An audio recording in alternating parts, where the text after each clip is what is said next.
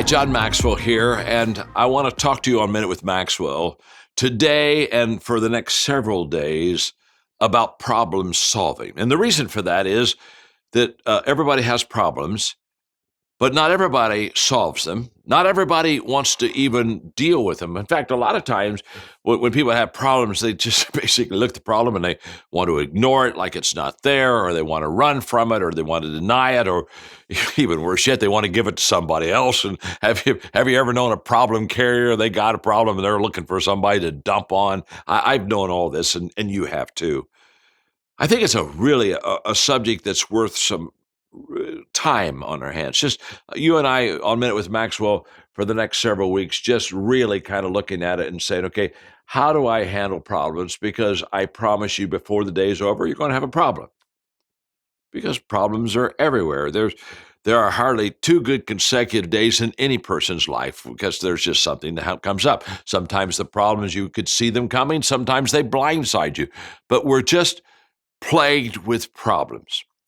And the issue is not, are we going to have problems? The issue is, are we going to solve them? Are we going to get better because of them? Are we going to fix them? Had an interesting phone call recently with Carly Fiorina, who was the CEO for several years at Hewlett-Packard, and probably known in the corporate world as the first female to really become a CEO of a great established company. And she's just a terrific leader, wonderful person. And in our conversation, I was talking to her about problem solving, and she said basically she started out literally as a secretary. She started out, quote, at the very bottom of the food chain. And she slowly worked her way up to becoming the CEO. And I said, well, how did you do that? And she said, I was good at solving problems. And she said, I was good about, the people around me. If they had a problem, I'd go over there and try to help them, and we'd kind of solve it. And she said, I began to develop a reputation as, Carly's a problem solver. And she said, when the company would have a problem, if it landed on my desk, it was in my little area, I would fix it. We'd go do something about it. And she said, I kind of problem solved my way up to the top.